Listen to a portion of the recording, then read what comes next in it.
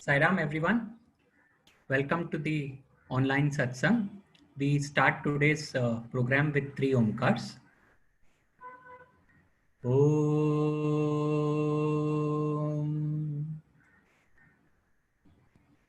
Om.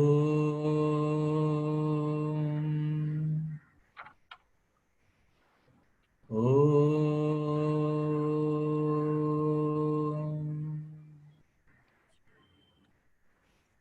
Sairam everybody. Brother Tribhuvan Sachdeva hails from Indore, Madhya Pradesh and is an alumnus of Sri Satya Sai Institute of Higher Learning, Prashanti Nilayam.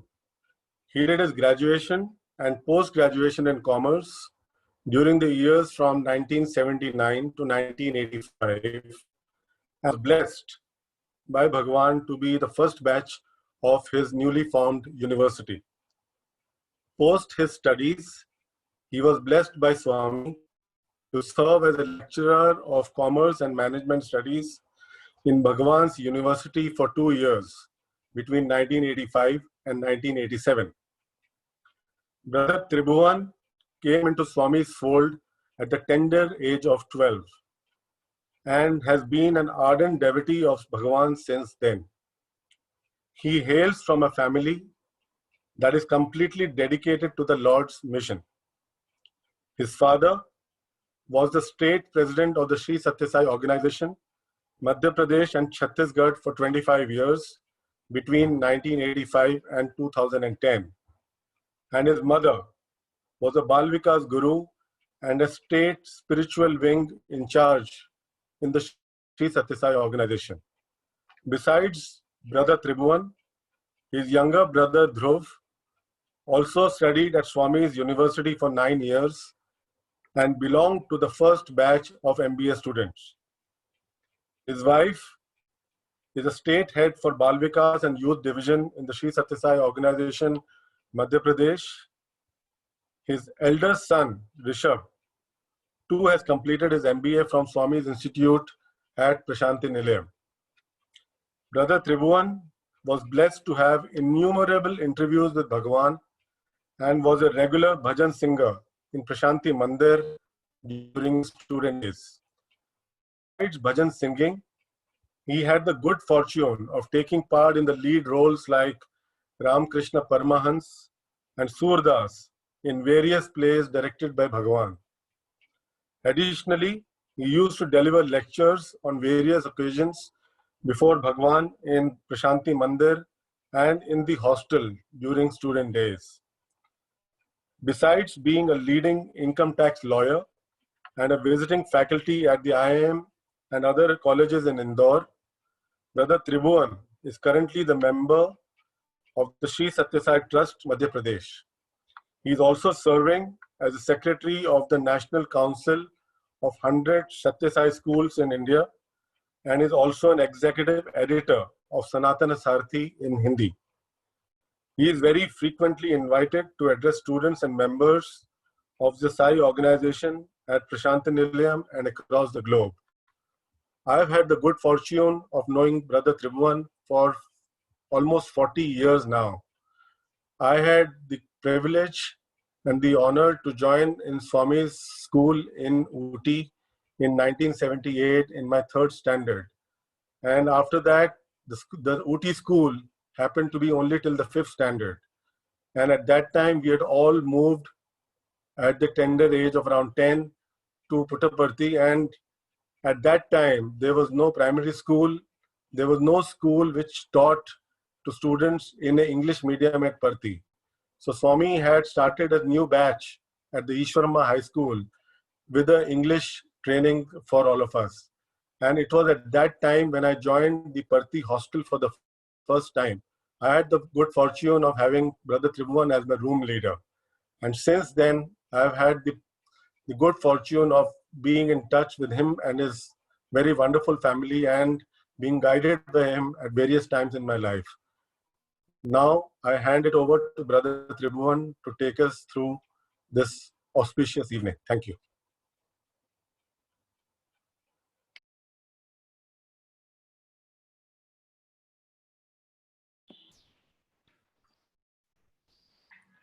Om Shri Sai Ram. Offering my most prayerful salutations at the lotus feet of our most beloved Lord, Bhagwan Baba, who is verily with us at this very moment. Param Pujaniya Bhagwan Baba, my dear brothers and sisters who have gathered here to listen to this talk.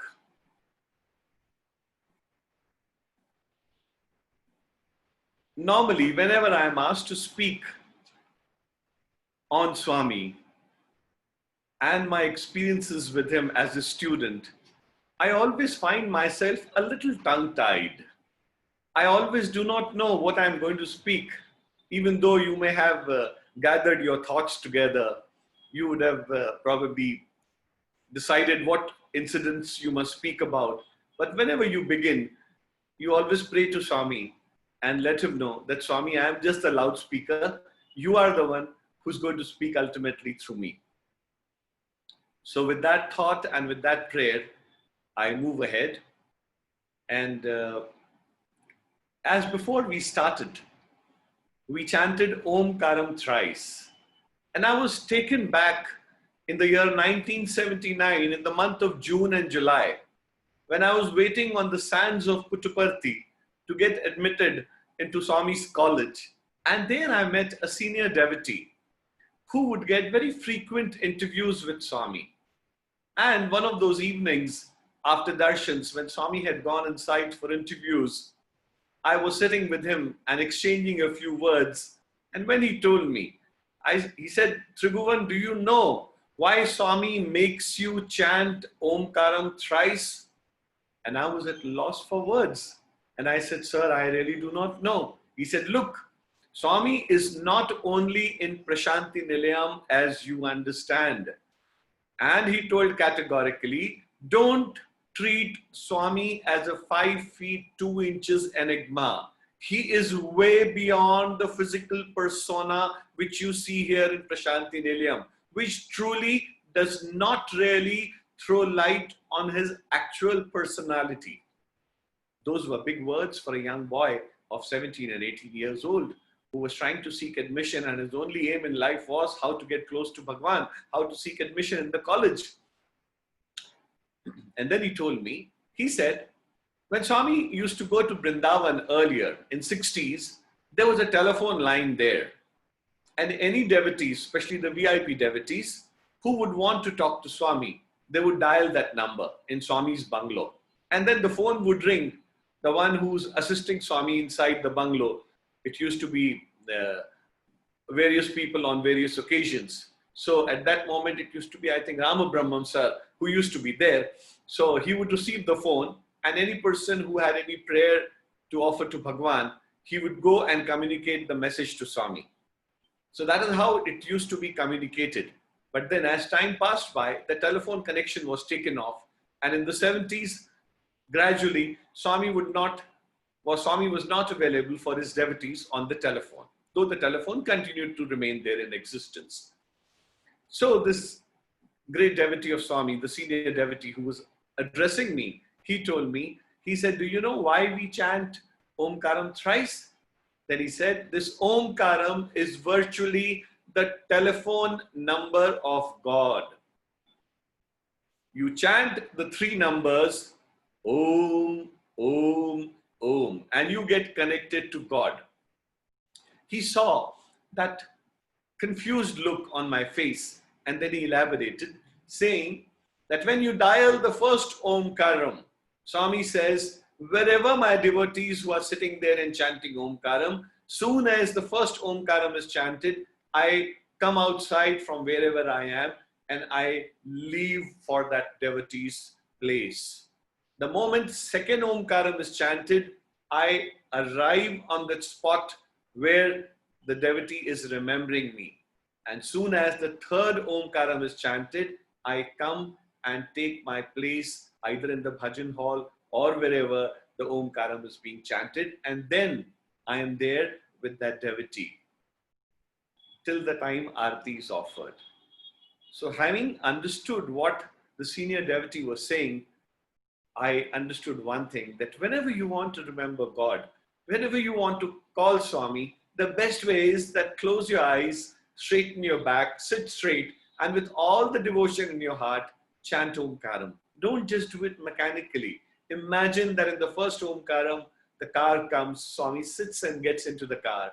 The second Omkaram, the car arrives at your house where you are holding bhajans. And as you chant the third Omkaram, Swami glides out of the car and comes and occupies the place which has been kept for him.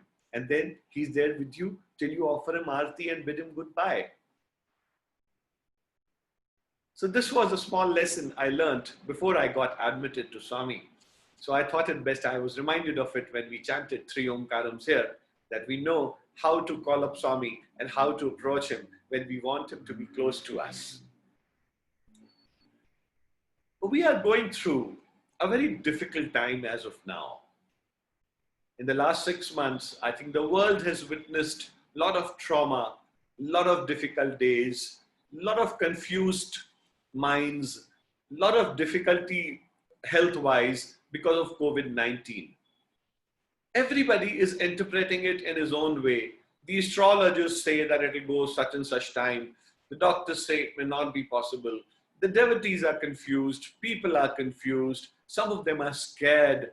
So on this occasion, I'm reminded of what Bhagwan had once said. Bhagwan said that in life, difficulties are bound to come. You will always have bumps and jumps. You will have the highs and lows. The life is not going to be smooth and silky as you sit in a Mercedes and travel on a 6-lane road. No, it's never going to be like that. Because if the bumps and jumps are there, it shows that you are alive. And Swami says, after every difficulty would be pleasure, and after every pleasure, there would be difficulties. So remember that very categorically. So when difficult times are given to you, all you must do it is remember God with all your heart. Because when you remember God, He says, I am always there to help you. And how must you remember? You must remember God with a smile on your face. Swami says, I love happy people around me. Have you seen Swami with always a sad face or something? Never. Swami is, he is Ananda personified. He tells that wherever you go, spread happiness, spread goodness, spread smiles. So the more you smile, it becomes my duty, my responsibility to bless you with the Ananda and the bliss which follows the smile. So smile a lot, and smile is also infectious. When you are smiling alone, there is only one person. But when you smile at 2 persons, now there are 2 persons smiling. When 2 persons smiles at 2 more persons, there are 4 people smiling. Now 4 people smiling at 4 more persons, there are n number, and then it goes on in the geometrical proportions, and you find that the whole world smiles. So it's just one small key, that when you smile and be happy and spread happiness, God would always be happy. While talking about the present circumstances where there's lack of positivity, people are in a negative frame of mind.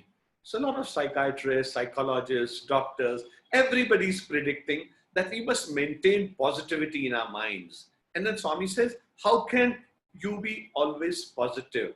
How can you be always happy? So Swami says, when you pray to God, what do? He said, when you pray to God, you talk to God. But when you meditate, God is talking to you. So it's very imperative that you must pray, but you must also meditate. Because when you pray, you talk to God. But when you meditate, God talks to you, and you have the ability to listen. And how do you listen? Swami says, when you sit in meditation, there are 3 qualities each one of us must imbibe. The first one is that you must do whatever you do, be it prayer or be it meditation, you must develop ekagrita, concentration. Whatever you do, you must do it with full concentration. And then Swami says, the second is samadrishti, that you must treat everybody as equal. All try to see everyone is equal. See goodness in everyone.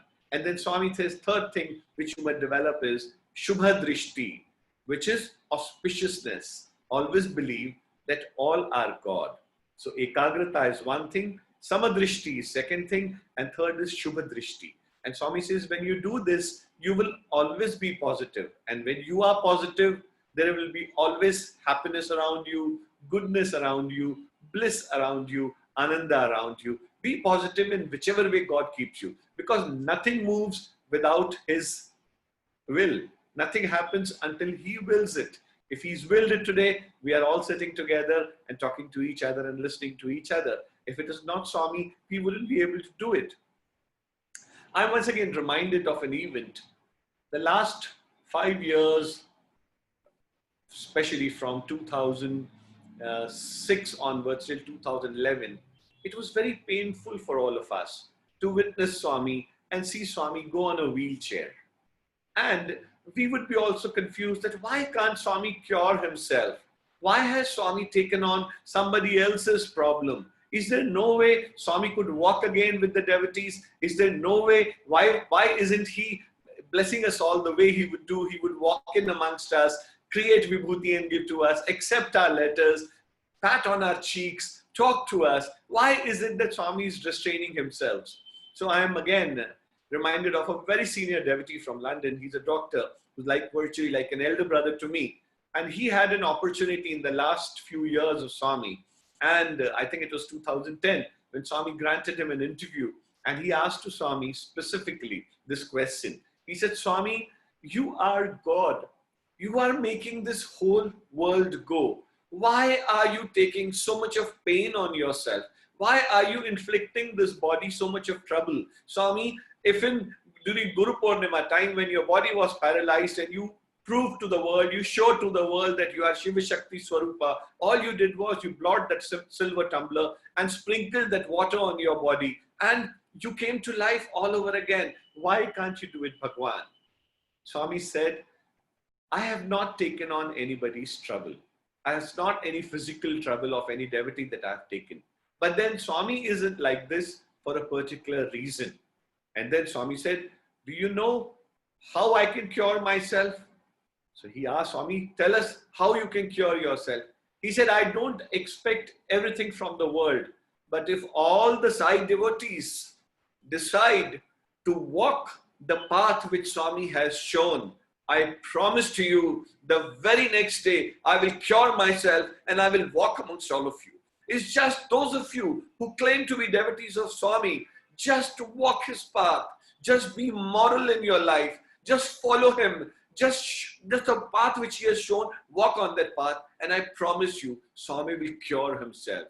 It is because people are not walking the path of morality. It is because people are not following the path of values. It is because people are not spreading love, peace everywhere. That is why Swami has taken it upon himself, all that negativity which would have harmed the world. But you promised to me, if you devotees do it, I will do it. Unfortunately so, we probably did not learn much from that lesson which Swami told. Swami decided to go away. But then he's given a huge message for all of us.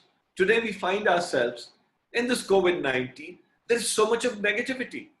There is no positiveness around people.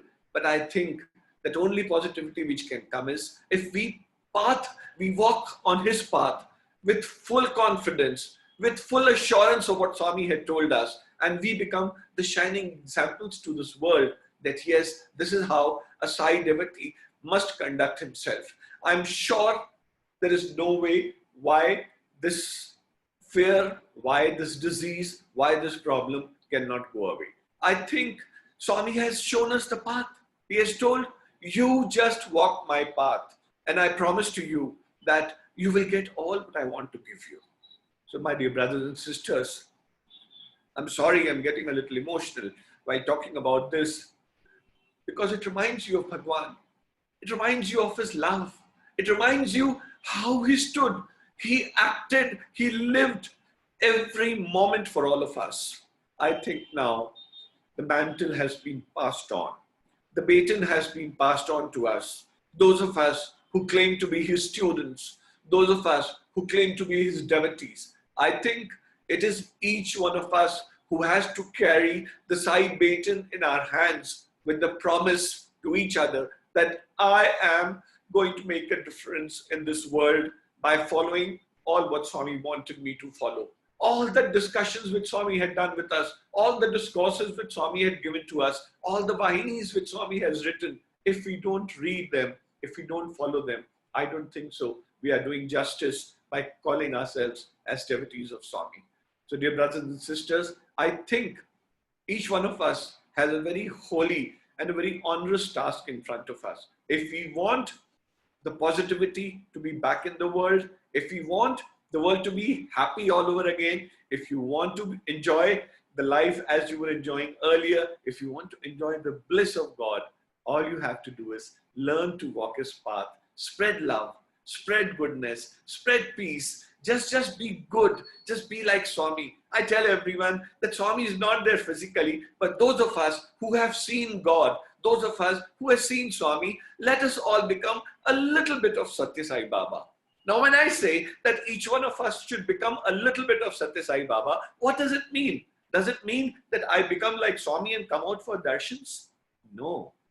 I mean to say that each one of us should take on the character of Bhagwan. And what was his strongest thing which attracted us towards him? It was his love. It was his care. It was his concern. Why can't I exude the same kind of love for everyone? Why can't I exude the same care which Swami did? Why can't I show the same concern for people who are suffering? If we don't do that, I think we have lived in vain. We have really not learnt our lessons. We all need to become a little bit of Satya Sai Baba, and all the charity begins from home.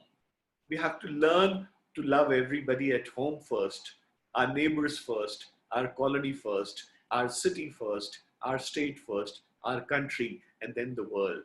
It goes in that proportion. So we all, let's pray to Swami, that Swami, we are on this journey towards you. So please bless us. Please give us the same love which you had showered on all of us, and so that we become the able and good instruments which you wanted us to be. Talking of Bhagwan, it always is a very emotional experience. Because, when Swami was there, we took him for granted. We knew that Swami is always going to be there, not realizing that Swami may decide to leave a little early. And probably, as Swami had said, if you love me, you love my uncertainty. So uncertainty is what Swami shows when he wants to test his devotees. So when you love his uncertainty, well, you should be ready for everything, whatever he may do. So after having said this small little message, which came out spontaneously, like I said, I had not planned that I would probably talk to you some such thing. But I think, again, it is Bhagwan only who has motivated me to speak these words. If I have been wrong in expression of a few words, I would express my sorry to Bhagwan and seek his pardon for this. The topic which has been given to me today is Journey with Sai. All of us have had this wonderful journey with Swami at Puttaparthi, at our own places, and which is still continuing. Swami is not gone anywhere.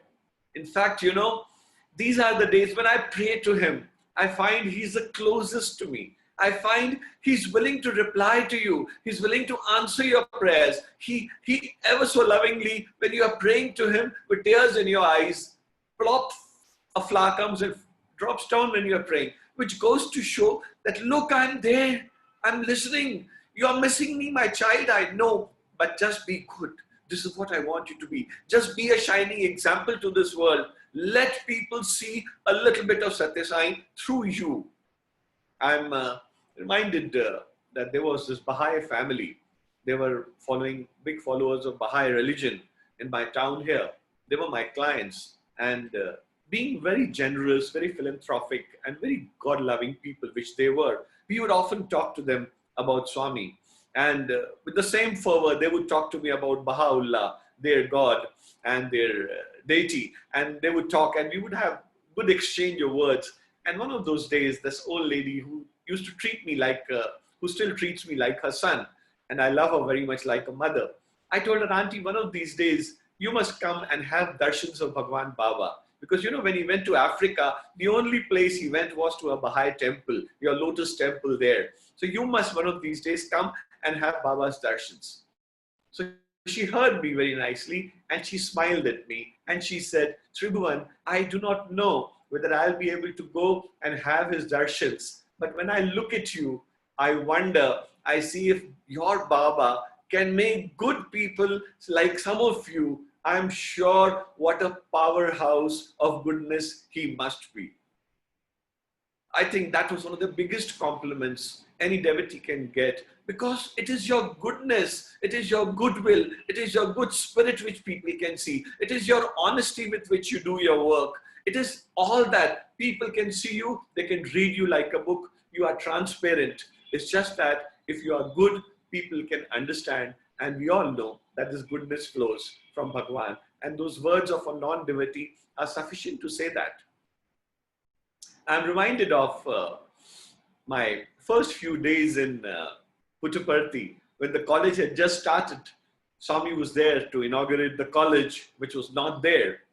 We were asked that the college building is under construction, the hostel building is under construction. So we were given the East Pashanti Old Boys Hostel as the hostel to stay, and our classes were being conducted at Ishwarama High School, which is school all the children have seen, all the devotees have seen, opposite the planetarium.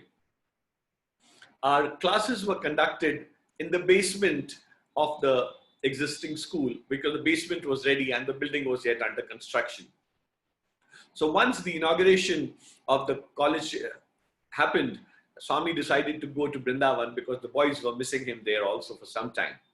And we used to go every day to Ishwarama school for our classes, come back to our old hostels, go back to the ladies' canteen, which was a black kadapa canteen at that time. And it used to be really, really hot in Puttaparthi in those days. And I remember my warden, Mr. Sudarshan, saying that, hey boys, he was a very stern person. And he would say, hey boys, you remember one thing, in Puttaparthi, there are only two seasons. One is hot and second is very hot. So be prepared and gear yourself up. Drink a lot of buttermilk, have a lot of rice, but avoid these mirchis which you can't take. The chilies is something which not all the North Indians could take. So he would tell us that have lots and lots of buttermilk.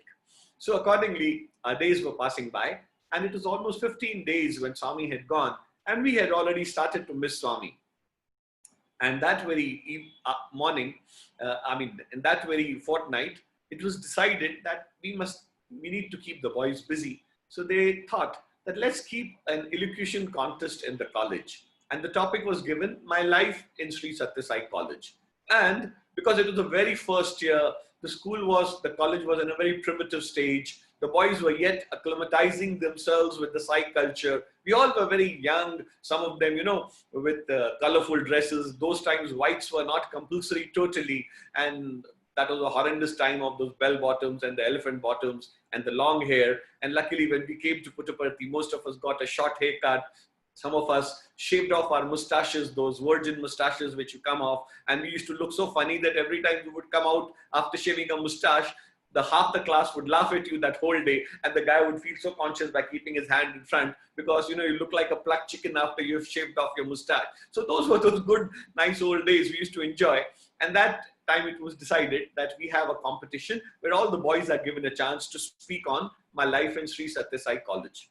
And we were given a chance that you could speak in English, you could speak in Telugu, or you could speak in Hindi, the three main languages. And I was selected to speak in Hindi. And because I came from Madhya Pradesh, Indore, and my Hindi was fairly okay, and I decided to speak in Hindi. And I got an opportunity. And I remember I had already got into meditation and Nam Smaran like a very sincere student as soon as I got in. So the moment I realized that next day was the talk and I had really not prepared, I went to the canteen where boys used to study and prayed to Swami and took a diary and decided what I must write. And suddenly thoughts started flowing and I felt my hand was moving and I realized that I had no control on my hand. Thoughts were pouring in like as if there is a force which is making you write those thoughts. And I was amazed that how did I know all this? How did I feel all this? And I did not even have to mug it because everything came out of your heart. And I just read it once, read it twice and told thank you to Swami and slept off. Next morning was the competition and I was a little scared to go and speak first not like today that I can speak so conveniently with all of you here. So I took Swami's name, sought his blessings, and luckily we were wearing bell bottoms, and those were the loose bell bottoms. So even if your legs shake a little bit, nobody could make it out. So we stood there, and some boys spoke in English, some spoke in Telugu. I got the chance to speak in Hindi. And after the talks were over, the results were announced, and it was announced that the best speaker for the day was Tribhuvan Sachdeva. And there were lots of claps and everything. And I also felt great on top of the world. There was Principal Amarendra, who presented me with the first prize, which was Summer Showers in Vrindavan, 1979, a book on discourses which Swami had given in the summer courses of 1979 as the gift to me. I touched his feet, bowed down to Swami, sought his blessings. And as I was walking down to the hostel after the talk, though there was a lot of joy in my heart, but there was one regret. And that regret was, if only Swami was there in Puttaparthi. Today my warden would go and speak to Swami, and Swami would say, yes, what happened? And then then the warden would go and tell Swami that, Swami, we had this elocution contest and such boy spoke, and Tribhuvan Sachdeva got the first prize. And then Swami would call me and give me Pad Namaskar and bless me and say, yes, good boy, you speak well, I was there, I heard. You know, some such thing, like a child talking to himself. But then alas, I said, oh, it's not to be. What can I do? So I came and reached the hostel. Now, that very day, what was happening in Vrindavan, where my younger brother also got admitted into PUC 1 in the same year, a couple of months earlier. He was a student of PUC 1, as you call class 11. So it was known as pre-university course, 1 year, first year. Swami spoke to him the very first day he came, about 15 days ago, but it was almost a fortnight, and Swami had not talked to him. And my brother is a very holy kind of a person. I treat him, I tell him he was like a fakir. He still is like that. A great guy, an ardent devotee of Swami, whose probably heart is so pure. I wish I was as pure as my brother is. I still wish that way. And he carries a lot of grace and a lot of enigma in his heart. So that he was thinking aloud to himself.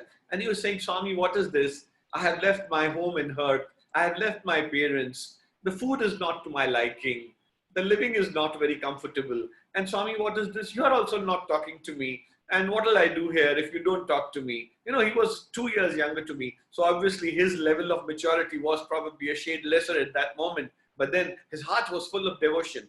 And that evening, he had a duty in the botanical garden where he was working. So by the time he came, took a shower, changed into white clothes, and rushed towards bhajans in the bungalow. And those bungalow, Swami used to sit on a chair, boys used to surround him all around, and it used to be like, you know, a personal session, not like in Puttaparthi where Swami would sit on a throne on a stage and boys would be sitting a little farther away and devotees could watch. This used to be a free-for-all where Swami would be sitting in his bungalow, Swami would be playing talam, and then Swami would tell you sing Ganesha bhajan, you sing Rama bhajan, you sing Allah bhajan, you sing Devi bhajan, and then it used to be wonderful. Swami would invariably ask any of the VIPs to come and talk to you also there, motivate you, inspire you. So my brother came and he realized the thing was packed, the whole place was packed. There was a small little window which from where one could peep in, and they used to call it window darshan. So, but even the window darshan was packed. There were tall boys standing and my brother was 6 feet 2 inches, but he realized that he couldn't see Swami. So he was a little upset with Swami for not talking to him. So he looked around and he saw opposite the bungalow, there was a small little pond, artificial pond, on which there was a lotus flower. And on that lotus flower, there was a beautiful statue of Lord Krishna. And there was a chhatra on top of him, an umbrella on top of him. And he looked at Lord Krishna, and there was cages behind Lord Krishna where there were rabbits, there were pigeons, and a few other animals and birds which were kept, which Swami would come and tend them so lovingly.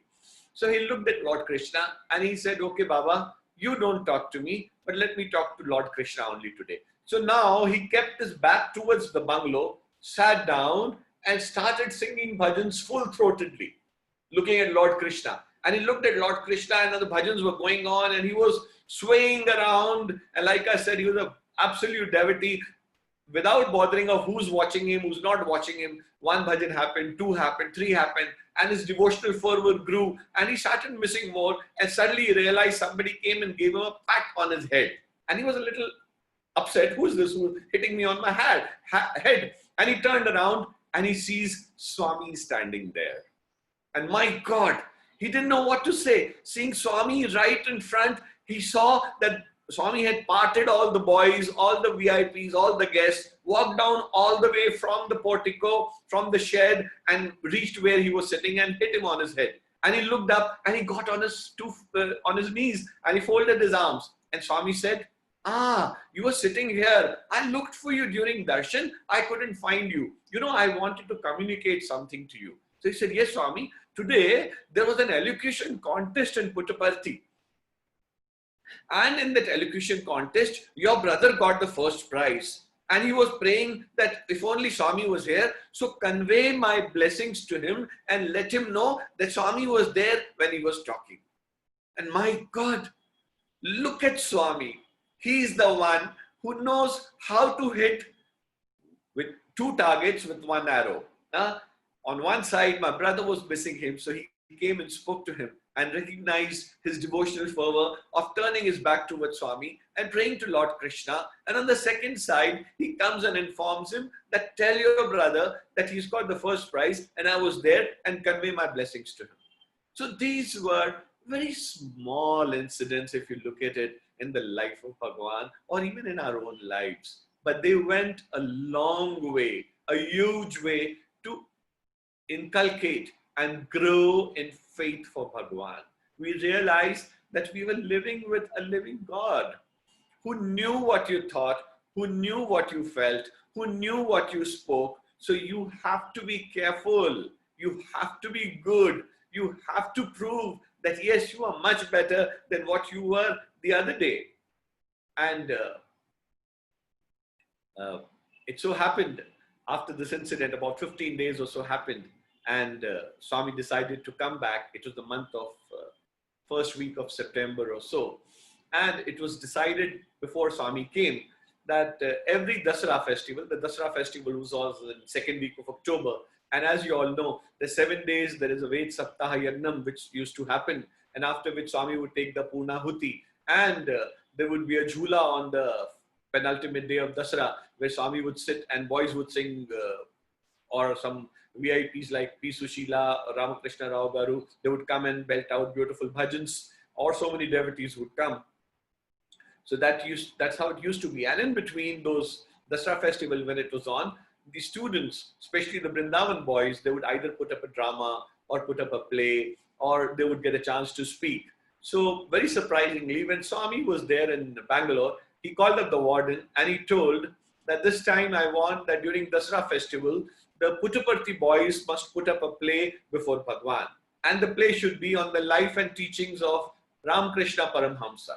So start practicing, write the script, get ready. When Swami comes in next month, I want to see the practice myself. So soon enough, the script was written in a jiffy.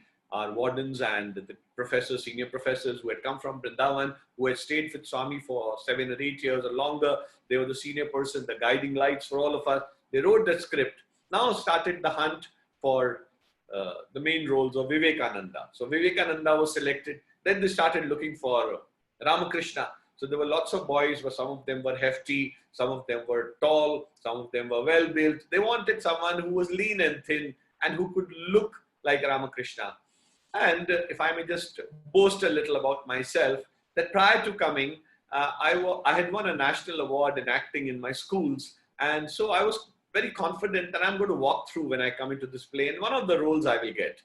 So when the audition was going on during lunch hours between the classroom sessions, I knocked at the door. I took the audacity and knocked at the door of the warden, who was in East Prashanti, one of the rooms. And I said, "Sir, I have done acting prior to this, and I've got some fairly good experience in acting. And would you like to try me out for any role you would deem fit?" So they said, "How have you acted? Which was the last play you acted?" So I told them that, well, I acted as Samrat Ashoka, and the name of the play was Samarpan, and it was all about the transformation of the heart of Ashoka after the war of Kalinga. When he sees the kind of bloodshed and the destruction he has caused, he goes and he prays to God to forgive him, and then he becomes a monk. So that is the change which comes on to him. That is about this thing which we had done. It was a one-act play of 10 or 12 minutes, in which at least there was a good soliloquy, in which the Samrat Ashoka goes and tells.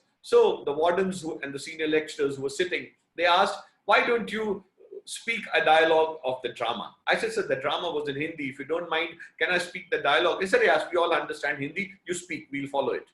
So I did that soliloquy, that piece wherein Samrat Ashoka prays to God and tells him that, God, why did you make me do this? Why couldn't you guide me that this destruction which I've caused is probably not what you had planned? And then he cries to God, and while crying, he falls at his knees asking for forgiveness. So I did that soliloquy of 3 or 4 minutes, and after which I saw that all the jaws had dropped. And they looked at me, and the warden came and hugged me, and he said, we have found the Ramakrishna. And my God, I said, I'm going to do the main role? They said, yes. And like, the ego swept all over me. And I knew that, what is there? If I could get a national award for this role, what is this Ramakrishna Paramhamsa? I will do it like energy fee, no issues. Now, the practice sessions began. Everybody knew that I'm doing the Ramakrishna's role. My warden directed me, guided me, told me how I must do.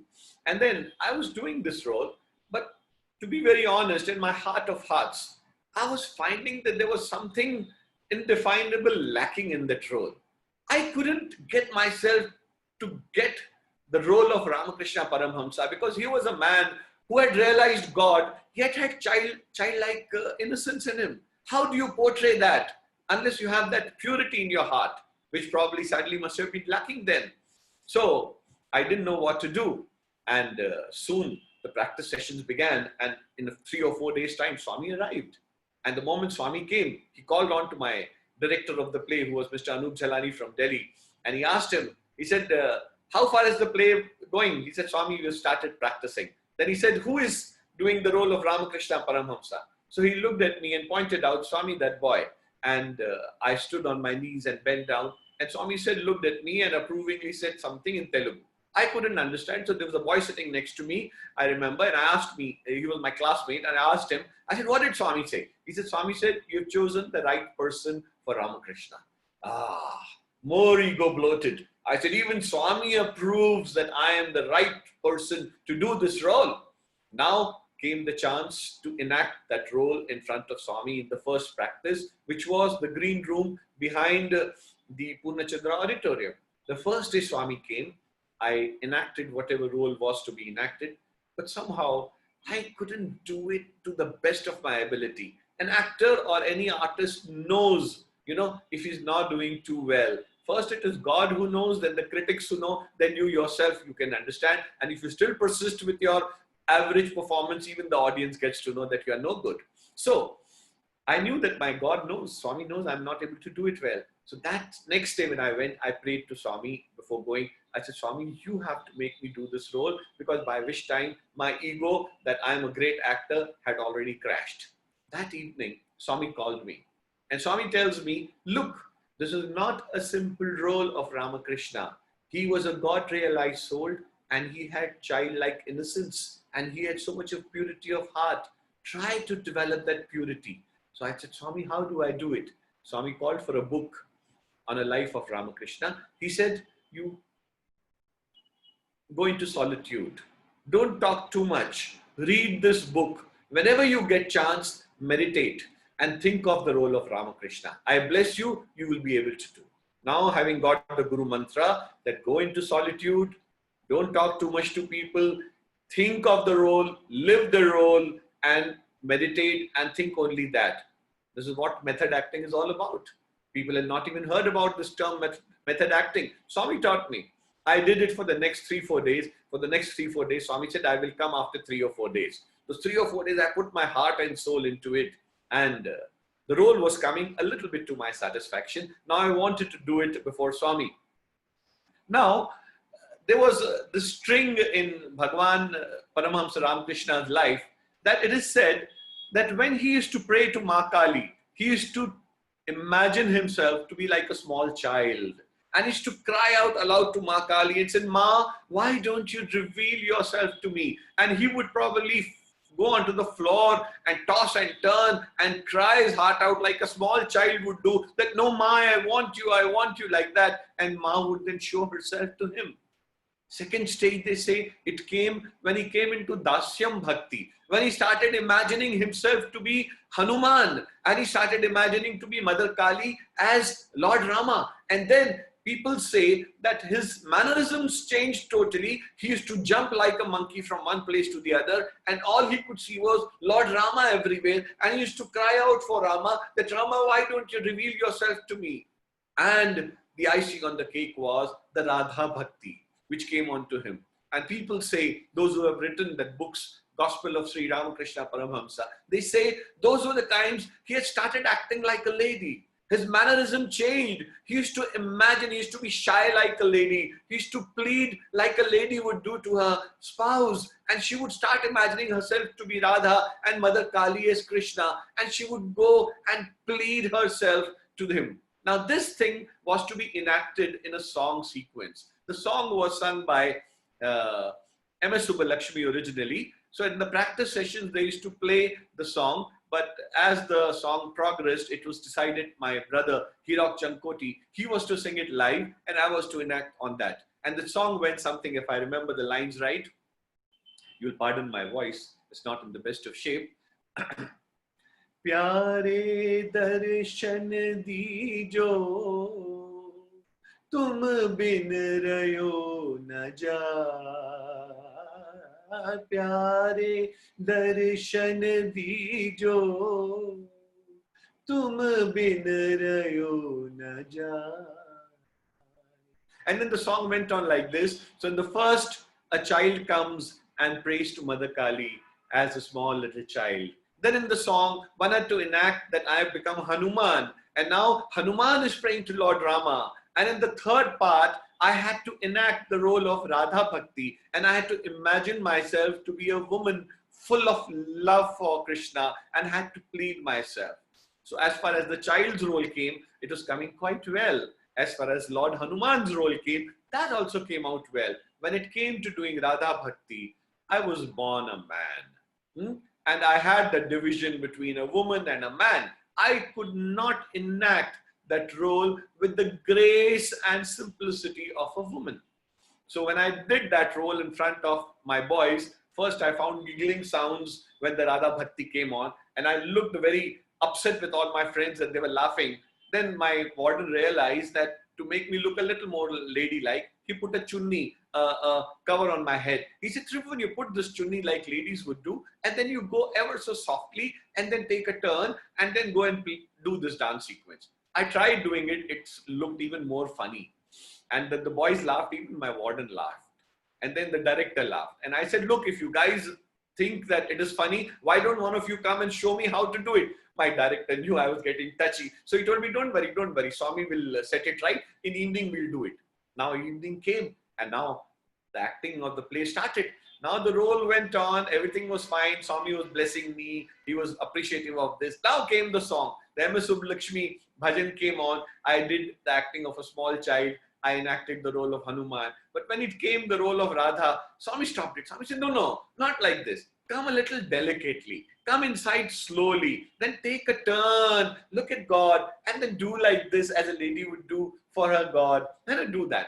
I tried doing it. Swami said, no, not like this. Be a little more delicate. See, pray.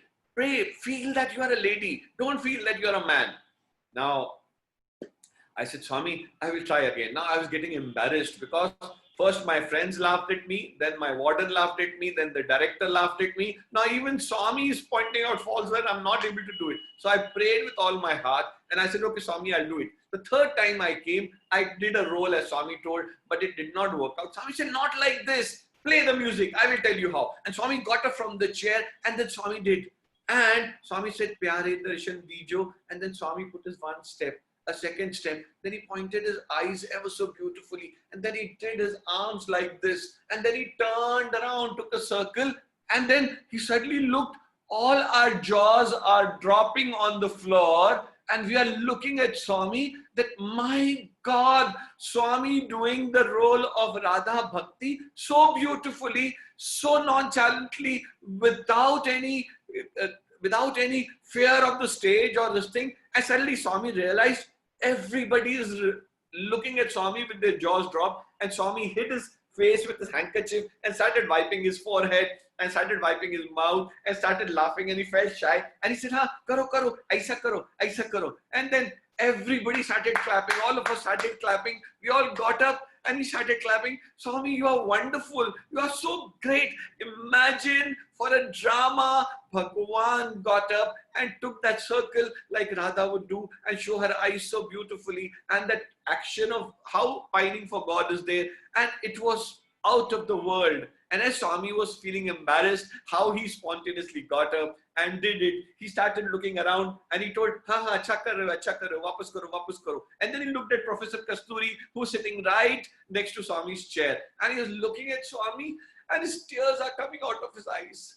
And we saw Kasturi Garu's crying, and we didn't know why he's crying. All of us are looking at him, and all suddenly became very silent. And then Swami looked at Kasturi Garu and patted his cheek. "Imra, what happened to you? Why are you crying?" Then he said, "Swami, can I make a confession to you today?" He said, "Yes, tell." Then he said, "Swami, you made me write in Satyam Shivam Sundaram that you donned that role of Rishendra Mani in Bukkapatnam. I wrote it, Swami, but I did not have that faith that it would have happened the way you told, Swami. I knew you would have done it. But today, when you did it, Swami, I am lost. I am understanding how you must have done that role of Rishendra Mani when that Rishendra Mani from Chennai fell sick. The villagers came to you, they requested you to do that role, and you were barely 11 or 12 years old. You donned that wig and you danced, and the whole village did not know that it was the Balak Satya and not Rishendra Mani from Madras who had not done this role. And he was profusely, tears were flowing from his eyes. Swami blessed him, and Swami said, did you boys know the story of Rishendra Mani? Some of us shook our heads, some of us said no. Swami told Kasturi Garu, tell them. And so that the attention comes on to Kasturi Garu and Swami can sit quietly and stop feeling embarrassed. Now look at that divine play. I can never forget that. I close my eyes and I still can see Swami ever so softly taking his steps, taking around, and suddenly feeling embarrassed, hiding his face behind his handkerchief and sitting down. Professor Kasturi crying, making a confession, and Swami tell them about Rishendra Mani. This is the beauty of God. This is the love of God. This is in our journey. He's given so much to us, that personal aspect of his. And I remember that on the penultimate day, when I had to do that role, there was again a soliloquy, wherein a soliloquy is a part of play, wherein the main actor is on the stage and he's thinking aloud. When he thinks aloud, he speaks the dialogues aloud. So I am supposed to speak, "Oh Ma, why are you restraining yourself from me? Why are you not revealing yourself to me?" The opening is with that play, and that soliloquy goes for 5 minutes. So as I was going in, the director of the drama came and he told me, he said, "Tribhuvan, the whole drama revolves around you. You are one guy who's going to carry this drama on your shoulders. You know all the guys are amateurs. So I'm totally dependent on you. Don't let us down. Just go and do your best." My God, as you are entering the stage, your director comes and tells you, I started feeling nervous. All this while I was not nervous. And the moment I peeked in, there were about 10 or 15,000 people lined up in the whole Purnachandra auditorium. And there Swami was sitting like this on the sofa set, looking at me. And I looked at Swami, and Swami did his Abhay Hasta. And as if something changed, I was full of confidence. And when I came onto the stage, I wept. I actually wept.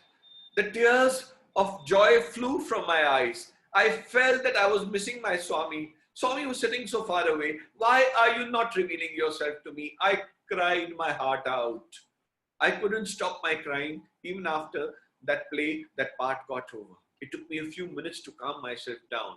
But that was one time in my life. I cried on the stage for the first time, and I knew it was heart to heart. I knew that Swami had touched that right chord, probably had sown that seed of purity with which devotion was flowing. You could see your God and yet see that he's so far away. Why is he not revealing himself to me? And out flew emotions. And then the drama was a great hit with all our incompetence, with all our amateurishness, the drama got over. And I was looking at Swami, and Swami came and asked me to take Pad Namaskar, blessed me once, twice, thrice. And then Padmanabh Shastri came with that Arati. And Swami said, Ramakrishna, tum Arati karo. And then he handed over the Arati plate to me. And for the first time in my life, I offered Arati to Bhagwan. I have pictures of those events when Swami lovingly came after 2 days and handed me those pictures of the play, me offering Arati to Swami. Those are like virtual treasures for you, more than the Kohinoor diamond would probably ever can get you, because it gives you that oneness with Bhagwan, the closeness with Bhagwan, and it tells you how much he had loved you. And as days passed on, Swami stopped calling me Tribhuvan, and he would call me only Ramakrishna for everything. And when he would call me Ramakrishna, invariably there would be a professor by name Ramakrishna, he would get up. There was a student by name Ramakrishna, he would get up. But then it would be ultimately me whom Swami would call. So one day Swami called me. I was in my BCom first year, and Swami asked me, "Tumne kya subject liya? BSc liya ki BA liya?" I said, "Swami, maine BCom liya." "Oh, BCom liya. Very good. You do MCom from my college here, and then you become a lecturer in my college." Oh my God, my joy knew no bounds. I said, "My God, I have just entered the hallowed portals of Swami, and Swami has already decided my future. He tells me that after BCom, you do MCom in my college and become a lecturer." I was on top of the world, and I was like, riding on cloud 9, and I came to the hostel, and I was all smile, not realizing I was smiling to myself ear to ear. My director of my play saw me, and he said, "What, Tribhuvan, you seem to be very happy. I think Swami has spoken to you today. I was at the hostel, I saw from this thing. Kya bole Bhagwan?" I said, "Sir, it is one of the happiest days of my life." He said, "What did he tell you?" I said, "Sir, he told that BSc liya ki BA liya." So I said, "Swami, BCom liya." So he said, "Good. You do MCom here in my college and become a lecturer." So, sir, my future has been decided by Bhagwan that I have to be a lecturer like you. I can't imagine the kind of good luck I have that I'll be a lecturer like you. That means I will get an opportunity to be close to Swami, to sit in Swami's car, and I'll also be called like you. And people will look up to me like as all of you are looking up, as we all are looking up to you. And he kept on hearing my blabbering for some time. And he said, "Look, Tribhuvan, Swami speaks lots of things, but you must understand there is a reason in what Swami says. See, Swami told me also, after I was also from Delhi, that after BCom you do MCom. But then in Vrindavan, it has been on for almost 8 years, but there is no MCom till now. Puttaparthi, only first year. When will MCom come?" So I said, "Then how did you do your MCom?" He said, "Oh, I was sent to Bangalore University in the city, and there I did my MCom." He said, "Okay, done. So Swami might send me also to Bangalore to do MCom. I'll do it MCom that way." But no, Swami told me MCom in this college. He said, "I don't know in this college or not, but it is difficult for this college to get MCom." And as Swami's word would have it, by the time we were in our BCom second year, Swami declared Sri Satya Sai Institute of Higher Learning. The university was opened, and we were the first batch of the university. We were the first guys who walked the hallowed portals of Satya Sai Institute of Higher Learning, and we were the first guys who gave the examination, and out came from the Venkateshwara University. We were into Satya Sai University. And as luck would have it, after BCom, Swami called me. The best 5 guys, the top 5 guys in my class, they were handed over PhD, and I was nowhere. But even though I was not eligible to get into PhD, but then Swami called me and told me that he'd be a lecturer and teach my students. After my MCom, I taught the students, as Swami had said, and he was very benevolent enough to keep me there for 2 years as a lecturer, till when my father was made the state president in 1985. So 1987 it was when he permitted me to go home, and he said, "You go and help your father, because your father has a lot of work to do in MP and Chhattisgarh." That time it was a combined state of Madhya Pradesh. My father from 85 till 2010, for 25 long years, he was the state president. And I remember seeing him, what a committed man he was. He left his office, he left his home. For 2 months at a stretch, he would go in his car from village to village, opening up medical centers, opening up these water projects, small water projects, hand pumps, ensuring that conferences were held. And all his aim used to be that Swami has told that your son is going to take care of the work, so now you are free to work. So he used to be free to work, and that is how it was. So this is only Swami's blessing which probably made it all happen, and it happened that way.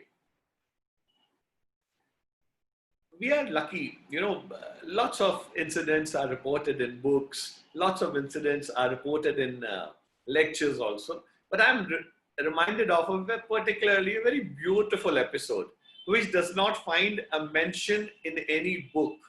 Again, it was a second year of our college, and one of those events when Swami had gone away to Vrindavan, and we guys were still studying in the old hostel then. And once a quiz was conducted on Swami's life and teachings. And in that quiz, there was a question. I'll tell the question in the end, but that question had a story. So we were asked if there was some such event, and none of us knew about that event. Then our warden, Mr. Nityanand Menon, who was the quiz master, he went on to speak about this event, which I'm going to speak to you about. There was this devotee of Swami in early 60s.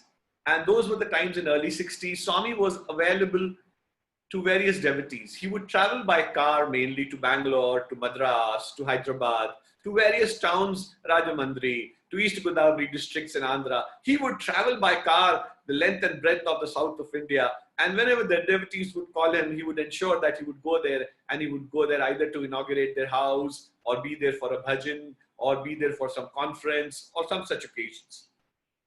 So on one such particular occasion, a devotee who had made a new house somewhere in Andhra, I don't remember the place where it was, he requested Swami that, Swami, could you please come and inaugurate that house of mine, and I would be very blessed if you could come and bless that house. Swami gave him a date that I plan to go and pass by through your city, so I'll drop in and inaugurate your bungalow.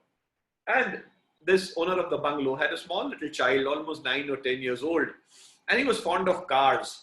And he had that paddle car. A small 8 or 9-year child can sit in that paddle car. He has to paddle the car, and the car moves around in the whole house, and he would do zoom, zoom, zoom, zoom, zoom, and make noise as if he's driving a motor car, and he would go. These days, of course, there are battery-operated small cars, but those days there were no battery-operated cars, and there was just a paddle. You had to paddle the car, and the car would move ahead. And that was his proud possession. And he was also given a special room for himself, because it was a new bungalow, and he had a small little bed, and he had a small study table and the car next to it. So when Swami came, he was all through with Swami, holding Swami's finger and telling Swami, this is our kitchen, Swami, this is our living room, Swami, this is my mom and dad's, this is my Tata Garu's room, this is my mom and dad's room. And then he told Swami, you have to come upstairs, there is my room also, you must bless my room. Now imagine a small 8 or 9-year-old holding on to Swami's finger, taking him around the house and showing him the house, showing him the mandir also where they kept Swami's picture, and telling him that please come upstairs to my room. Swami went up, and then he said, Swami, this is my small room, I'm going to sleep here, this is my study table, and Swami, this is my car, I love to drive this car.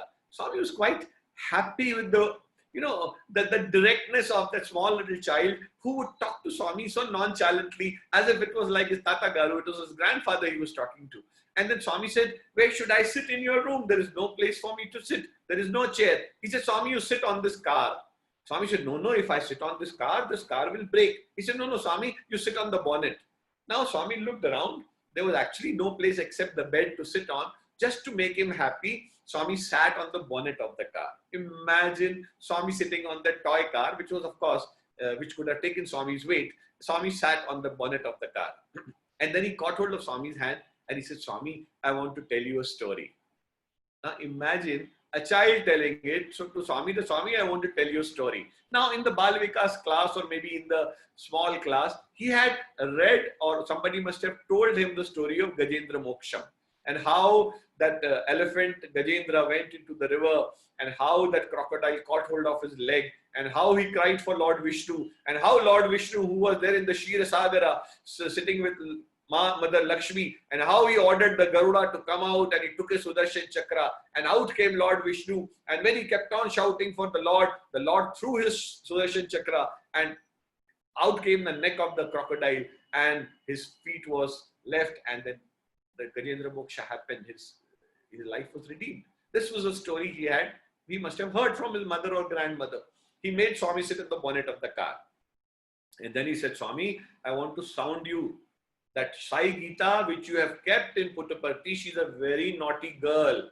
When after giving darshans, when you go inside, she quietly sneaks out of the gate. And then she loves to take a bath in the water. So she goes to Chitravati and she goes and puts a lot of water on her trunk. She throws water on her body. And then before you are about to come out for darshan, she'll quietly sneak inside the gate and come and stand behind Swami's bungalow. At that time, in the Prashanti Mandir, Sai Gita was tied behind the Swami's residence only. So he related that and he said, Swami, the Swami said, oh really? So what happened then? He said, Swami, one day, without telling you, you told her not to go out. But without your permission, she quietly went out in the afternoon. It was very hot and sultry in Puttaparthi. She went inside the Chitravati river and she was taking a shower there and she was taking a bath and suddenly a big crocodile came. And that crocodile caught hold of Sai Gita's leg. And Sai Gita knew that she cannot escape that crocodile now. So she started shouting, Sai Ram, Sai Ram, Sai Ram. And Swami was sitting that time and he got her from the bed and he told Raja Reddy, take out my car. And Raja Reddy went running down. He took out Swami's car and Swami came down and on the wall there was a gun hanging. Swami took that gun promptly in his hand and they went in the light of, with the speed of light and they reached the banks of Chitravati. And there was this boy and there was this Sai Gita whose leg was held by the crocodile. Swami took that aim from the gun and he shot.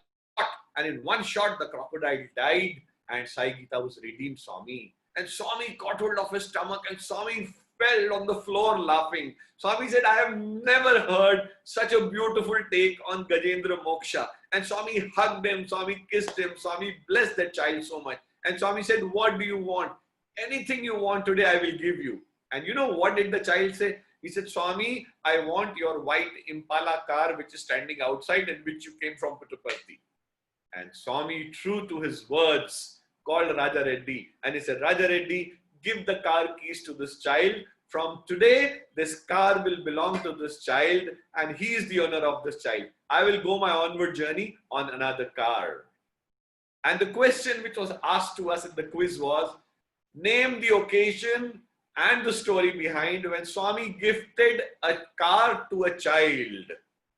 None of us knew this incident, that Swami in his lifetime had gifted his new Impala car to a child. So dear brothers and sisters, this is the story of Sai Gita Moksha, the Gajendra Moksha, the take on that and that beautiful imagination which probably made Swami offer that car to that child. So this is how Swami is, that ever so loving God which he is. And while we are talking of that ever so loving God, I am again reminded of a very, very small little episode here, which I would want to show how Swami loves his student and how he would spend time with all of us. I remember on one such occasion, we went to Vrindavan. We were permitted to come and be there for some time. And as we were in Vrindavan, Swami is sitting around and like I said, bhajans are there. People are asked to speak to Swami. So on some such occasion, after a particular person had spoken, Swami gave an impromptu discourse and Swami was telling, Bhaga Chatuko, you must all read well because there's a month of February going on, exams are coming. And then he asked suddenly a question. How many of you are weak in studies? What was the question? How many of you are weak in studies? Everybody started looking around here and there because it was a bygone conclusion that all the results in Puttaparthi and Bangalore were 100% passes, 100% first classes. There were hardly any second classes. Now Swami asked third time, how many of you are weak in studies? Please tell me. So there was the small boy who was admitted into PUC 1 or probably PUC 2 in that year. He gradually lifted his hand, very scared that in front of everybody I have to say. Swami called him from the back and made him sit in the front. He said, are you weak in studies? So he was almost in that stage of crying and he said, Swami, first time I've left home. I miss my mother. I miss my home food. I miss you also, Swami, because sometimes I'm not able to talk to you. So Swami, I'm not able to study very well. So I pray, Swami, that you bless me. Swami was so happy with his honesty and his directness. The small little boy of class 11 coming and telling Bhagwan that, Swami, I miss you, because when I don't get to talk to you, I miss my mother, I miss my home food, but more than anything else, Swami, when I miss you, I'm not able to concentrate. Then suddenly Swami waved his hand, and out came a golden pen in Swami's hand. And Swami gave that golden pen and put it in his pocket. And Swami said, my child, I bless you. From today, you promised to Swami that you will work very hard. Would you work hard? He said, yes, Swami, I will work hard. So I bless you. You write your examination with this golden pen, and I bless you. You will become a first division student. That boy was very happy. My God, you're getting a pen from Bhagwan, materialized pen in your pocket. And then Swami says, you work hard. And he promised to Swami. And from the very next day, this boy started taking his studies very seriously. And as time went by, after a month, he did his exams. He went out in flying colors. And when the results were declared, he was topping the class. A guy who was so lagging behind, he topped the class. And people would say it was the golden pen or the hard work. We do not know, but it was definitely Swami's blessings, which made him do hard work. First, you take the step, then I take 10 steps towards you. So he took the first step of hard work, and then came the blessings flowing out to him. Now this was what had happened later. But then the very next day, again, Swami gave a discourse. He again spoke about the importance of how the boys must study well. Then again he asked, how many of you are weak in studies? Now everybody lifted their hand. Swami, we are all weak in our study. And then Swami started laughing and clapped. Don't think that I don't know. All of you think by telling that you are weak in studies, you want a golden pen from Swami. Swami did like this. But I bless all of you. Children, all of you promise that you work hard. And I bless you. All of you will go with flying colors. What a great message. What a great play. That you take the first step. And then I take 10 steps. But I think we must all take advantage of God on one part. As I have understood, Swami has been virtually perfect in everything, but he's weak in one subject. Yes, I repeat that. And without any fear, I say it, Swami, you have been weak in one subject. And you know what was that subject in which Swami was weak? He was weak in the subject of mathematics. And what was he weak in? He did not know how he has to give. He would say, you take one step towards me, I will take 10 steps. But trust me, my experience shows he doesn't take 10 steps. He takes 20, 30, 100. He comes running to you, provided you have taken the first step nonchalantly, without any show, with your full sincerity. So my dear brothers and sisters, all of us must take advantage of this weakness in God, the weakness in mathematics. For us, 1 and 1 is 2. But for God, it is 1 and 1 is 11. It is like that. And what Swami says about numbers, all of you are zeros. Any number of zeros. But when you put 1, which is I, God, your value increases. So today, if we are hearing the small little devotee of Swami, it is not because he is great. It is because the person about whom he is talking is great. He is that one. All of us continue to remain zeros. And as the zeros grow, our value also grows, because without Bhagwan, we all will always be zeros. It is that one of Swami which makes us invaluable. I remember as Brother Siddharth was talking to me, he said, we all talk about those events when we spent with Swami, but then do mention about some event after Swami's passing away, wherein you felt Swami's closeness. So I was thinking, what must I speak? My very life, my very breath, my very being is because of him. If today I look back about 40 years ago, whatever I must have prayed, he has given me 10 folds more, 100 folds more. Whatever I have not prayed also he's given me. He has made me what I am. So what can I ask? He's given me everything, which probably I must have not even dreamt. He has done all that for me. So but one particular event I'm reminded of, which I thought I must share with you. You all know that I'm a tax lawyer by profession. We are a firm of tax lawyers and chartered accountants. And it so happens, when you work honestly, when you work diligently, when you don't think that money is your end motive, it is that you want to make sure that your clients are happy. You are able to show them that you are a man of values, a man of words. So the faith and the love which you get from people is enormous. And I've been so lucky that I have practiced honestly all my life. And Swami has given me so much of my love of this town, of these people, that one such friend of mine, a client of mine, who virtually became a friend of mine. He was the same age as me. And one day, as we were talking, so I told him, I must have been 52, 53. Swami had left physically his body. And I don't know what came over me. And I told him, I said, brother, I have decided that, when I hang my boots, this X amount of money I would like to create in these next few years and ensure that we make a corpus and we give it either to the hospital or to the educational institutions or for some good cause of Swami's work, so that even when we are not there, the activity goes on. So this friend of mine, this client of mine, thought for a while, and he said, you have a great thought. I mean, you're just a professional and you are willing to give such a huge amount. I said, what huge amount, man? When I started my career, I had nothing. I had just a scooter. And today, if I have everything, it is primarily because of God.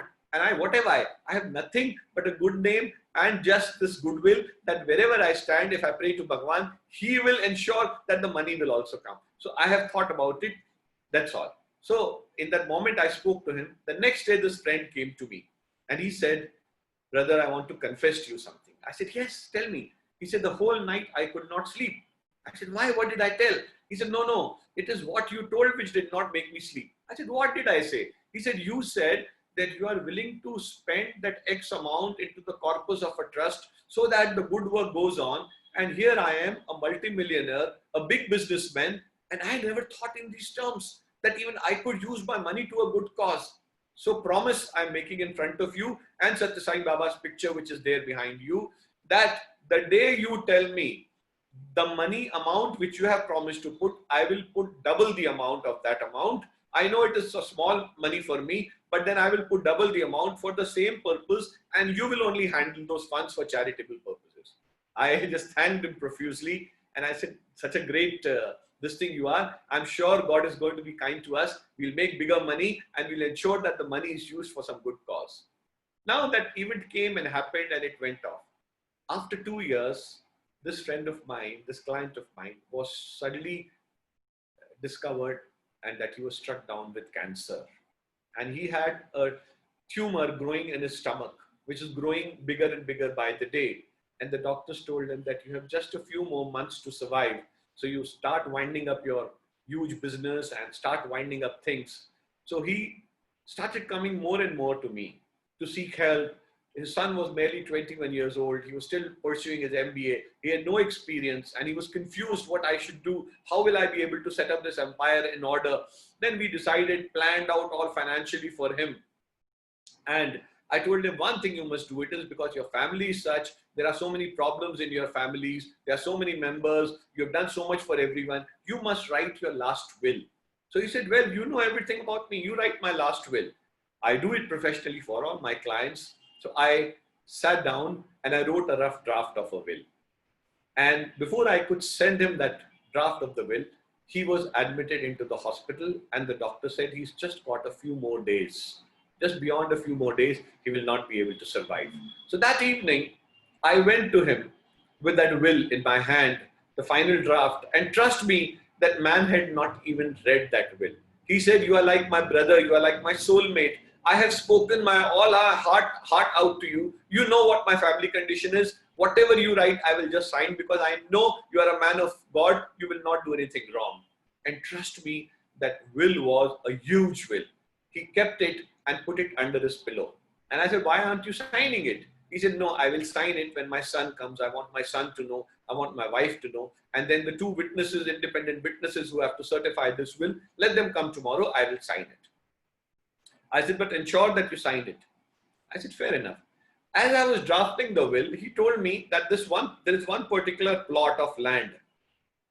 He says, don't write that in my will, whom we should go to. I have already decided I want to give that to one of my relatives in my lifetime itself. So I exempted that one property, rest 15, 20, all the properties which were there, his business, everything, companies, everything was written. After 3 days, he called me to the hospital. And when I went there, I saw there was this registrar from the registering authority. There were two more people, there were two witnesses. And I said, yes, brother, why have you called me? He said, look, he could hardly speak. He said, I've called you because this one property I had not written a will about. I said, yes. He said, I'm willing that property to you. I said, why? Why are you willing to me? I said, I don't need anything from you. Whatever I have done it out of love for you. He said, stupid, I'm not giving it to you.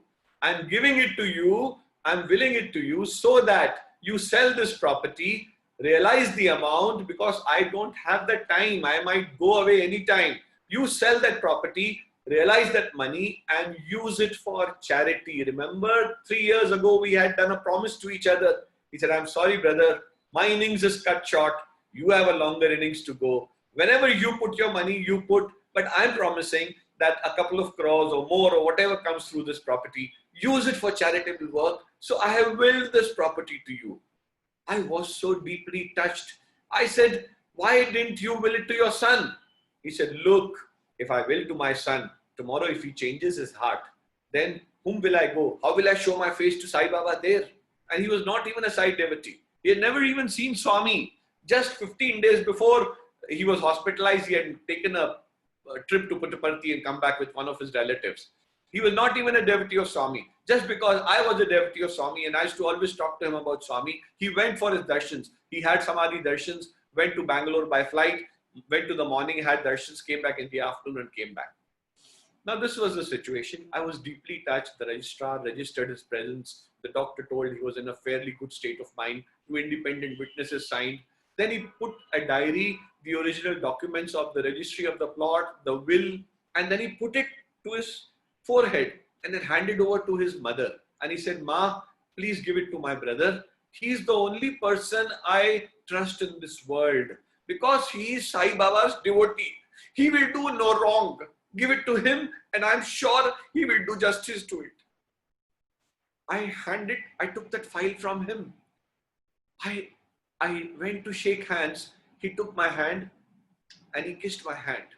And then he lied down on his bed and I can still see his face. He had so much of peace on his face and he was smiling to himself. He said, this was the last promise which I had not fulfilled. Today it is done. Now I can die in peace. This were his words. And that very evening, this was at 7 or 8, around 10 o'clock, the doctor comes and tells his son, take him home, boss. All what we could do, we have done. There is nothing we can do. Don't waste your money and time in the hospital. He'll pass away any time now. Take him home. They took him home. I did not inquire anything else. Suddenly, 24 hours elapsed. And the next day in the night at 2:30 in the morning, I got a phone call. The son was crying over the telephone and he said, sir, my father has stopped breathing and he stopped opening his eyes and what should I do? It's 2:30 in the night and what should I do? I said, call your doctor. He said, the doctor's not lifting my phone. I said, should I send an ambulance to get your father? He said, so by the time the ambulance comes and takes him, he might be gone. I'll rush him in the car. You also come to the hospital. Now 2:30 in the morning, he took his father in his car. I also rushed to the hospital, which was close to my house. I went there, by which time he had admitted his father. He was rushed to the ICU. The doctors were all trying to revive him, but they said, 2 or 3 doctors, they took turns to go in. Every doctor came back saying, it's just a matter of time, just a matter of time. As they were doing it, they were waiting. The 3rd doctor came. It was almost 3:30 in the morning. He told the wife who was crying profusely, the brothers and sisters who were crying, the son who was crying, he said, you all go back home. It is now a matter of couple of hours. Maximum, I give him time till 9 in the morning. It's better you guys go and catch some sleep and get back at some reasonable hour so that you can attend to him. He's sinking, he's gone. He's hardly got any pulse. So as everybody was getting up and going, I suddenly caught hold of the hand of the son. And I asked him, I said, I hope you've got the will signed, which I had sent in 3 days back. And then the son took me in the corner and started crying. And he said, sir, father has not signed the will. I said, what are you talking? 3-4 days back, I sent the will and he has not signed it. He called me to the hospital. He willed that property in my favor, but why hasn't he signed that will? He said, I don't know. I told my father twice that please sign the will, but he has not signed. He said, no, I will call Tribhuvan sir and sign it in his presence. My God, I suddenly felt the whole world going round, and I realized that this boy who's 21 years old, he has a dark future ahead of him, because there will be so many claimants like eagles and vultures coming onto the property and wanting to stake their claim on that property. I did not know what to do. I was so nervous. I was so confused. I started praying to Swami. I told him, you go home, we'll do something. I went to see this friend of mine. He could not hear me. I wanted to wake him up and say, I thought probably if I go, I caught hold of his hand. I shook him. I said, Nirmal, can you hear me? Can you hear me? But there was no response. And I knew the doctor came and touched my shoulder. He said, sir, don't bother. It is any time now. I went down with very heavy feet. And there was a temple in the hospital. And I went and I prayed to Swami. And I said, Swami, how can you do this to your devotee? He has willed one property for charity and he's dying without a will. Swami, you cannot let him go. His son will suffer, his wife will suffer, his daughter will suffer. All these relatives who are looking like vultures on him, they will take it, Swami. It is between you and me. You will not let him go today, Swami. Come what may. And I prayed with all my heart, with tears swelling up, and I didn't know what came over. Suddenly some peace came, and then I came out of the temple, sat in my car, and reached home. And 8 o'clock or 8:30, suddenly the phone rang. And since I had slept past 4:30, I was still sleeping. I was dazed. I suddenly picked up the phone, and my friend's son was on the other line, and he was crying. And he said, Uncle, aap jaldi aa jao. I thought probably everything is over. And I said, what happened? He said, sir, a miracle has happened. I said, what happened? He said, sir, he started breathing. He started recovering. The doctors are asking us to come to the hospital, and they are moving him after the ICU into a normal room. Oh my God. I started shivering. I went straight to my temple. I fell at Swami's feet and I started thanking him profusely. I said, Swami, you are God. I prayed to you last night for this man. I told Swami, come what may, he should not die because his family would suffer. And a person who's sacrificing so much for charity, for your sake, for your work, how can you let him go? Oh my God. I again wept and asked forgiveness to Swami. And I went. By the time in the afternoon, he was taken to his room. The moment I came in, he caught hold of my hand and he said, did you call me early in the morning? You were calling my name. I could hear you. And then he kissed my hands again. And he asked everybody to go out of his room, his son, his wife, his daughter, everyone. And then he said, you are worried about the will, no? My son told me, you are also crying that you have not signed the will. You are my true brother. He said, see, Swami has got me back. These were his words. Swami has got me back. I was gone. So now, tomorrow, you call the registrar. In his presence, I will sign this will also. I said, you sign it today only, Baba. I do not know about tomorrow. He said, no, you do. But the same evening, I called the registrar. He got the will registered. 2 witnesses again. Everything. The will was given. And he smiled at me. And he said, you promised that you're going to take care of my son just as your son. Just as in films you see, it is actually it was a scene out of the films.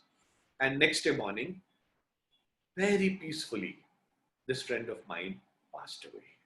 There was no pain, there was no trouble, there was no worry. And my friend's son told that he had a lot of peace. He had a smile on his face. And he was as if he was waiting for some such things. And he has done his job on this world and he's gone away. This was one experience which really shook me up. I said, when you pray from the bottom of your heart, not for your gain, but for someone's gain. Swami had always told us that you pray for yourself, but trust me, when you pray nonchalantly, when you pray unselfishly for someone, that prayer reaches me faster. I remember the doctor who told that he's going to go anytime before 9 o'clock. I heard two more doctors confirm that also. And I heard the same doctor say, this is nothing short of a miracle. This man would not have survived. And he survived for a day and a half after that. He did all what he had to do. He had a word with me also. He took certain promises for me. He did whatever he could do. And all I remember was he had Swami's picture, which I had in my pocket. I put it and he kept it in his heart and he quietly passed away. So this is the grace. This is the love of Swami.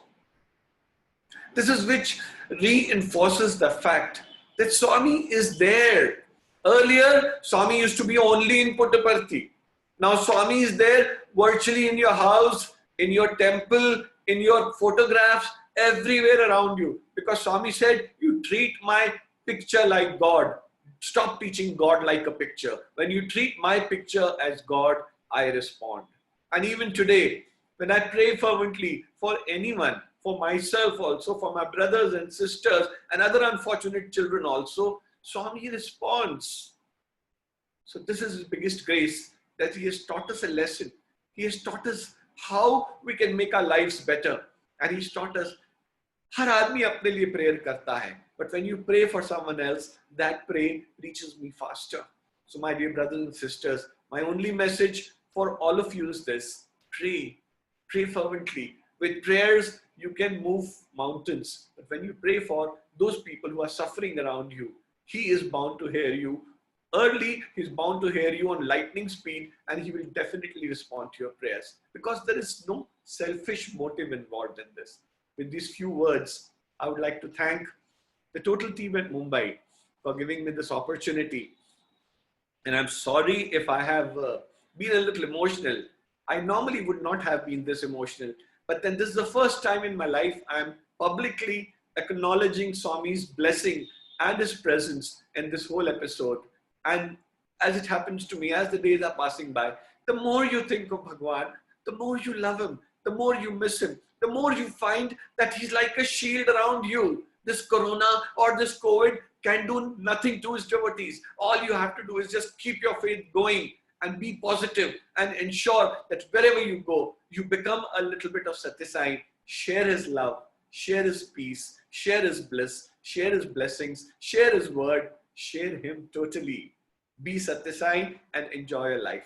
Thank you so much. Sai Ram. Thank you. And Sairam sir, it was honestly, if I have to give a summary to this entire speech, definitely I or anyone wouldn't be able to give that, because it was such an enchanting, the thoughts which you have shared with us are so enchanting, sir. And really, thank you from the bottom of our hearts for sharing these thoughts with us.